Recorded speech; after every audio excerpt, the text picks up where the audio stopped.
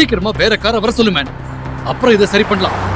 ரவிக்குமார் பேசிக்கொண்டே நடு ரோட்டை கிராஸ் செய்து கொண்டிருக்கும் பொழுது அவர் எதிரே ஒரு வண்டி பிரேக் பிடிக்காமல் வந்து கொண்டிருந்தது. ரவிக்குமார் அதை சற்றும் கவனிக்காமல் தொலைபேசியில் பேசிக் கொண்டிருக்க அதை கவனித்துக் கொண்டிருந்த சூர்யா திடுக்கிட்டு வேகமாக ஓடிச் சென்று ரவிக்குமாரை பிடித்து வேகமாக தள்ளிக்கொண்டு ரோட்டை விட்டு வெளியே சென்றான். பிரேக் பிடிக்காமல் வந்த அந்த வண்டி வேகமாக கிராஸ் செய்ய நூல் இழையில் ரவிக்குமார் உயிர் தப்பினார்.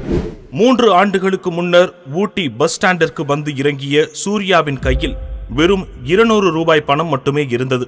அதோடு அவன் முகத்தில் பெரும் சோகமும் நிரம்பி இருந்தது. குறைந்த விலைக்கு சாப்பிட ஒரு ரோட்டு கடைக்கு சென்றான். அப்போது திடீரென அவனது அம்மாவின் ஞாபகம் வர கண்களில் இருந்து கண்ணீர் கசிய தொடங்கியது. சூர்யாவிற்கு எல்லாமே அவனது அம்மாதான். நீண்ட நாட்களாக உடல்நிலை சரியில்லாமல் மரணப்படுக்கையில் கிடந்த அவனது அம்மாவை காப்பாற்ற சில லட்சங்கள் தேவைப்பட்டன. இதில் பெரிய கொடுமை என்னவென்றால் சூர்யாவிற்கு அவனது சொந்த குடும்பத்தாரே உதவுவதற்கு முன்வரவில்லை. சரியான சிகிச்சையை உரிய நேரத்தில் அளிக்காததால் சூர்யாவின் அம்மா இந்த உலகை விட்டு மறைந்து விட்டார். சொந்தங்கள் மீதும் இந்த வாழ்க்கையின் மீதும் இருந்த நம்பிக்கை அவனது அம்மாவின் மரணம் முற்றிலும் இழக்கச் செய்திருந்தது.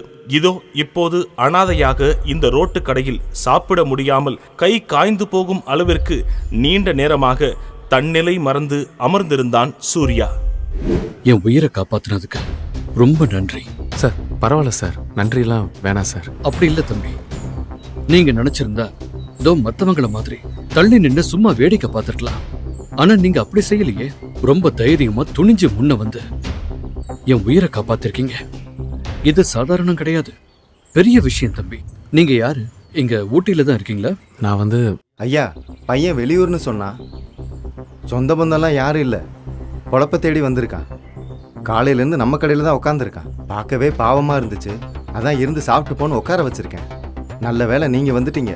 தம்பி, சொல்லணும்னு தோணுது, தப்பா நினைச்சுக்காதீங்க. நீங்க பேசாம என் கூடயே வந்துருங்களேன். உங்களுக்கு ஒரு நல்ல வேலையை நான் ஏற்பாடு பண்ணி தரேன். இல்லை சார், பரவாயில்ல. இன்னைக்குதான் உங்களை முதல் தடவையா பாக்குறேன்.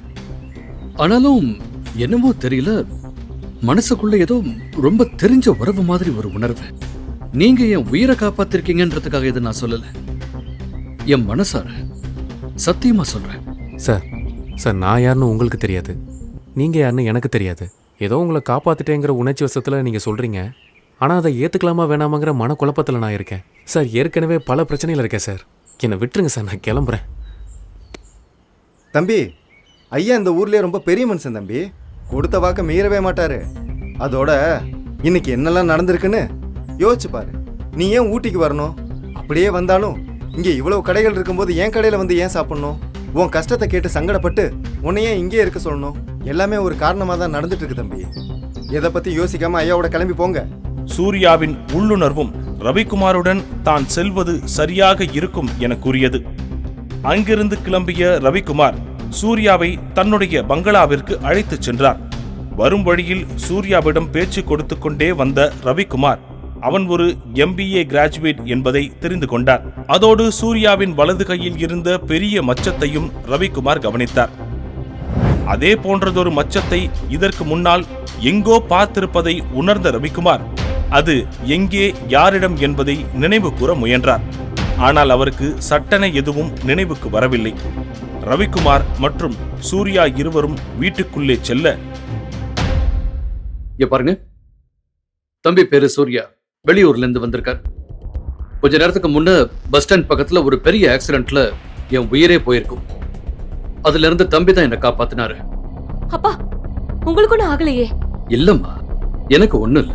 அதான் சொன்னேனே, சரியான சமயத்துக்கு வந்து இந்த தம்பி என்ன காப்பாத்திட்டாரு. ரவிக்குமார் பேசிக் கொண்டிருக்க வனிதா மற்றும் சந்தியா இருவரும் அலட்சியமாக இருந்தனர். பிரீத்தி சூர்யாவின் பக்கம் திரும்பி பார்த்து கனிவான பார்வையுடன் பேசினாள். சூர்யா, உங்களுக்கு எப்படி நன்றி சொல்றதுனே தெரியல. எனக்கு எங்க அப்பா தான் எல்லாமே. அவரோட உயிரை நீங்க காப்பாத்திருக்கீங்க. நீங்க ஏதாச்சும் கேட்டே ஆகணும். நான் உங்களுக்கு கைமாற ஏதாவது பண்ணி ஆகணும். ஐயோ, அதெல்லாம் பரவாயில்லைங்க. ஏங்க, உங்களுக்கு ஆக்சிடென்ட் ஆன நேரத்துல அவர் உங்க உயிரை காப்பாத்திருக்காருன்னா அவருக்கு நீங்க ஏதாவது ஹெல்ப் பண்ணிட்டு வந்திருக்கலாமே. எதுக்கு நம்ம வீட்டுக்கு கூட்டிட்டு வந்தீங்க? I can't trust these kind of people. இதை கேட்ட சூர்யா அவமானத்தில் தலை குனிந்தபடி நின்று கொண்டிருக்க ரவிக்குமார் கோபமாக, ஷட் அப் சந்தியா, பார்த்து பேசு. அது சரி, உன் அம்மா புத்தி தானே உனக்கும் வரும். உன் அம்மா மாதிரி ஒரு ராட்சசி கூட இத்தனை வருஷம் குடும்பம் நடத்திருக்கேன் பாரு. அதுக்கு எனக்கு இதுவும் வேணும், இன்னமும் வேணும். சார் விடுங்க சார், அவங்கள சொல்லி எந்த குத்தமும் இல்லை சார். என்ன மாதிரி ஒருத்தனை வீட்டுக்கு கூட்டிகிட்டு வரும்போது யாராக இருந்தாலும் இப்படி தான் சார் சொல்லுவாங்க. என்னால் உங்கள் குடும்பத்தில் எந்த பிரச்சனையும் வர வேணாம், நான் வேணா கிளம்புறேன் சார், பரவாயில்ல. உடனே ரவிக்குமார் சூர்யாவை பதற்றத்துடன் பார்த்தபடி நிற்க, பிரீத்தியும் பதற்றமாக பார்த்தபடி சூர்யாவிடம் பேசினாள். அவங்களுக்காக நான் மன்னிப்பு கேட்டுக்கிறேன். நீங்க இங்கதான் இருந்தாகணும். எங்க அப்பா உயிரை காப்பாத்திருக்கீங்க, அதுக்கு நன்றி கடனா நீங்க இங்கதான் இருந்தாகணும் சூர்யா. ஆமா தம்பி, இப்ப இங்க நடந்ததுக்காக நானும் என் மூத்த பொண்ணு உங்ககிட்ட மன்னிப்பு கேட்டுக்கிறோம். என்ன சார் நீங்கள் போய் என் பொண்டாட்டியையும் இளைய மகளையும் திருத்தறதுக்காக நானும் பல வருஷங்களா ட்ரை பண்ணிக்கிட்டு தான் இருக்கேன். ஆனா 2 பேரையும் என்னால மாத்த முடியல. இப்போ இவங்க சொல்றது கேட்டு நீங்க இந்த வீட்டை விட்டு கிளம்பி போனீங்கன்னா ஒரு நல்ல பையனை வீட்டுக்கு கூட்டு வந்து அவமானப்படுத்தி அனுப்பிட்டோங்கிற குற்ற உணர்ச்சியோட நான் ஆயுசு முழுக்க வாழ வேண்டியிருக்கும். பிரீத்தியும் ரவிக்குமாரும் மாறி மாறி வற்புறுத்த அவர்களின் வார்த்தைக்கு கட்டுப்பட்டு சூர்யா அங்கே தங்குவதற்கு சம்மதித்தான். பாருங்க, இன்னொரு தடவை இவர்கிட்ட யாராவது மரியாதை குறைவா பேசுனீங்க, அப்புறம் நான் மனுஷனாவே இருக்க மாட்டேன். தம்பி, இன்னையில இருந்து நீங்க தான் எனக்கு பர்சனல் செக்ரட்டரி. சார் என்ன சொல்கிறீங்க? No, it's a done deal. Alright Preethi, இவர் இங்கேயே தங்க எல்லா ஏற்பாடும் பண்ணிடு. நாட்கள் ஓடின. சூர்யா ரவிக்குமாரிடம் வேலைக்கு சேர்ந்து 6 மாதங்கள் ஆயிருந்தது. சூர்யா கொடுத்த ஆலோசனைகளின்படி ரவிக்குமார் எடுத்த முடிவுகள் பெரும் வெற்றி அடைந்திருந்தன. சூர்யாவின் மீது ரவிக்குமார் வைத்திருந்த நம்பிக்கை பெரிதும் அதிகரித்திருந்தது. அதே சமயம் சூர்யாவின் வலது கையில் இருந்த அந்த மச்சம் குறித்து ரவிக்குமார் அவ்வப்போது ஆழ்ந்து யோசித்து வந்தார். ஆனால் அவருக்கு சரியான விடை கிடைக்கவில்லை. இந்த இடைப்பட்ட காலங்களில் பிரீத்திக்கு மாப்பிள்ளை தேடுவதில் ரவிக்குமாரின் கவனம் சூடு பிடித்திருந்தது. பெரிய பெரிய பிசினஸ்மேன்களின் வரன்கள் வந்தாலும் ரவிக்குமாருக்கு நம்பிக்கை ஏற்படும் வகையில் அவருக்கு எந்த வரனும் அமையவில்லை. யோ, இது சம்பந்தப்பட்ட லீகலிட்டிஸ்லாம் வெரிஃபை பண்ணவே 2 நாள் ஆகும் ஐயா. இது எவ்வளவு முக்கியமான ப்ராஜெக்ட்னு உங்களுக்கு எல்லாம் தெரியுமா தெரியாதா? எல்லாத்தையும் கடைசி நிமிஷத்துல தான் கொண்டு வருவீங்களா? உங்க அலட்சியத்தால இந்த ப்ராஜெக்ட் நம்ம கையை விட்டு போகுது. Damn it. சார், இந்த ப்ராஜெக்ட் நம்ம கையை விட்டு போகாது. நான் டாக்குமெண்ட்ஸ் எல்லாமே ஆல்ரெடி வெரிஃபை பண்ணிட்டேன். நீங்கள் ஒரு டைம் படித்து பார்த்துட்டு சைன் மட்டும் போட்டால் போதும் சார். அதே போல சூர்யாவிற்கு பிசினஸ் மீது அதிக ஆர்வமும் அதில் அவன் கொடுக்கும் யோசனைகளும் அவருக்கு தொடர்ந்து வியப்பளித்து வந்தன. இப்படி ரவிக்குமாருக்கு குடும்பத்தின் மீது இருந்த சில பொறுப்புகளும் சூர்யாவின் அசாத்திய திறமைகள் மீது இருந்த வியப்பும் அவரை பல வகையில் யோசிக்க செய்து கொண்டிருந்தது. அந்த யோசனை ஒரு நாள் அவரின் தூக்கத்தையும் கெடுத்தது. ரவிக்குமாரின் சிந்தனையில் பிரீத்தி, சூர்யா ஆகிய இருவரின் முகமும் மாறி மாறி வந்து சென்றது. அதோடு சூர்யாவின் கையில் இருந்த மச்சமும் அவரை மிகவும் குழப்பியது. அது அவருக்கு எதையோ நினைவுபடுத்த முயல்வதாக எண்ணினார். அப்படின்னா சூர்யா, ஐயோ, இது இத்தனை நாளா எப்படி என்னோட நினைவுக்கு வராம போச்சு? சூர்யாவை இத்தனை நாளா ஒரு சாதாரண பையனா நினைச்சிட்டமே. அவனோட இந்த நிலைமைக்கு தெரிஞ்சோ தெரியாமலோ நானும் ஒரு காரணம் ஆகியிருக்கேன். இந்த ஊட்டி மொத்தமும் என்ன ஒரு பெரிய ஆளா பாக்குது. ஆனா இங்க யாருக்கும் தெரியல. என்ன விட இன்னும் என்ன மாதிரி இருக்கிற 100கணக்கான கோடீஸ்வரங்க சேர்ந்து நின்னா கூட சூர்யாவுக்கு ஈடாக முடியாது. இப்ப கூட சூர்யா நினைச்சா இந்த ஒட்டுமொத்த தமிழ்நாட்டோட பிசினஸ் சாம்ராஜ்யத்தையும் புரட்டி போட முடியும். ஆனா அவ்வளவு பெரிய அந்தஸ்தையும் செல்வாக்கையும் விட்டுட்டு அவன் ஏன் இப்படி ஒரு நிலைமையில இருக்கான்? ஐயோ கடவுளே, நான் பண்ண தப்புக்கு நானே ஒரு பிராயச்சித்தம் செய்யணும், செஞ்சே ஆகணும். உங்க 2 பேர்கிட்டையும் நான் ஒரு முக்கியமான விஷயம் பேசணும். ரொம்ப நாளாவே என் மனசுக்குள்ள ஒரு யோசனை ஓடிக்கிட்டு இருக்கு. நீங்க 2 பேரும் கல்யாணம் பண்ணிக்கிட்டா நல்லா இருக்கும்னு நான் நினைக்கிறேன். என்னடா இவன் திடீர்னு இப்படி சொல்றான்னு தப்பா நினைக்காதீங்க. நல்லா யோசிச்சுதான் நான் இந்த முடிவுக்கு வந்திருக்கேன்.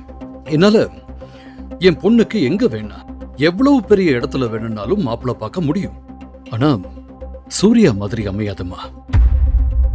சார், உங்கள் பொண்ணு பிரீத்தியை இது வரைக்கும் அந்த கண்ணோட்டத்தில் பார்த்ததில்ல சார். ஆனால் நீங்கள் அமைச்சு கொடுக்குற இந்த வாழ்க்கை நல்லபடியாக அமையும்னு நான் நம்புகிறேன். அதனால் எனக்கு இந்த கல்யாணத்தில் சம்மதம் சார் என்று சூர்யா பதிலளிக்க ரவிக்குமார் சந்தோஷத்தில் மகிழ்ச்சியாக சிரித்தார். உடனே வீட்டின் உள்ளே சென்று ரவிக்குமார் விஷயத்தை எல்லோரிடமும் சொல்ல யாருன்னே தெரியாத இந்த பிச்சைக்காரனுக்கு வேலை கொடுத்ததே இங்க யாருக்குமே பிடிக்கல. ஏதோ உங்க உயிரை காப்பாத்தி இருக்கான்றதுக்காக எதுவும் சொல்லாம இருந்தோம். இப்ப என்னடானா நம்ம பொண்ணு அவனுக்கு கல்யாணம் பண்ணி கொடுக்கறேன்னு சொல்றீங்க. புத்தி கெட்டு போச்சா உங்களுக்கு? ஆமா டாடி, இவ யாரு? இவனுக்கு என்ன சொத்து இருக்கு? இவனுக்கு போய் பிரீத்திய கல்யாணம் பண்ணி கொடுக்க போறேன்னு சொல்றீங்க? I am very much disappointed with you. இங்க பாருங்க, ஊருக்குள்ள நமக்குன்னு ஒரு அந்தஸ்து இருக்கு. ஒரே நாள்ல எல்லாத்தையும் குட்டிச்சவராக்கிடாதீங்க. எப்ப பார்த்தாலும் பணம் பணம் பணம். 1000 கோடி ரூபாயை கொட்டி கொடுத்தாலும் சூர்யா மாதிரி ஒரு பையன் நம்ம பிரீத்திக்கு கிடைக்க மாட்டான். சோ நான் முடிவு பண்ணிட்டேன், இந்த வீட்டுக்கு மாப்பிள சூர்யா தான். So mind it. இன்னொரு தடவை இந்த வீட்ல யாராவது சூர்யாவை பத்தி ஏதாவது தப்பா பேசினாலோ இல்ல சத்தம் போட்டாலோ என ரவிக்குமார் பேசிவிட்டு கோபமாக தன்னுடைய அறைக்குள் சென்றார். ஒரு வழியாக அடுத்த 6 மாதத்தில் அவர்களது திருமணம் நடந்து முடிந்தது. தன்னுடைய மனதில் இருக்கும் அந்த ரகசிய காரணத்தினாலும் தன்னுடைய லட்சியத்திற்காகவும் பிரீத்தியிடம் இருந்து விலகியே இருந்தான் சூர்யா. எந்த காரணத்திற்காகவோ அவர் தயங்குகிறார் என அவனது நிலையை புரிந்து கொண்ட பிரீத்தியும் அவனை கட்டாயப்படுத்தவில்லை. இந்த இடைப்பட்ட காலத்தில் பிரீத்தியின் தங்கை சந்தியா ஒரு பெரிய கோடீஸ்வர குடும்பத்தில் திருமணமாகி சென்றிருந்தாள். எது மாறியதோ இல்லையோ, சூர்யா குறித்த எண்ணங்களும் அலட்சிய போக்கும் வனிதாவிடமும் சந்தியாவிடமும் மாறவே இல்லை.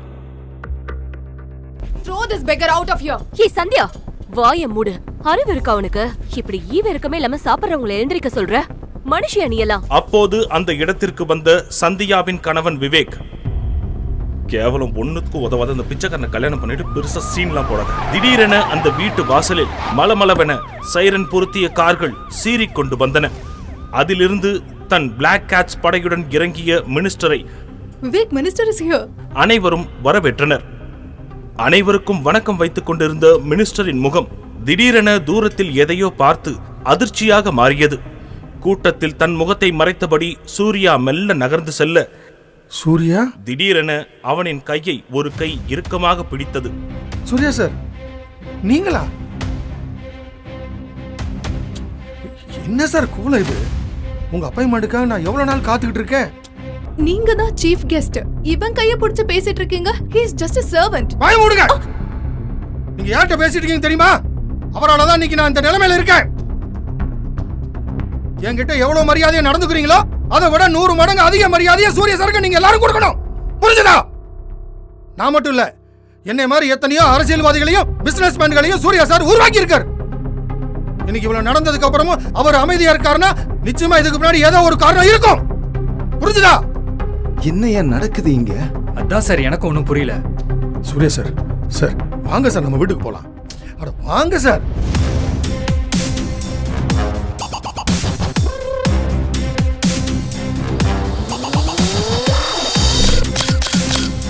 ஆனால் அதே சமயம் அவன் கண்ணில் ஒரு கோபக் கனலும் பெரிய ஆளுமைக்கான ஒளியும் தெரிந்தது.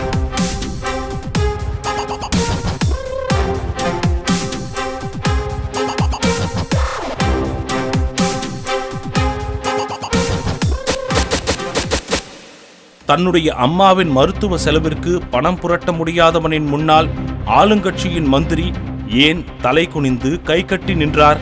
சூர்யாவின் வலது கையில் அந்த மச்சத்தின் பின்னால் உள்ள ரகசியம் என்ன?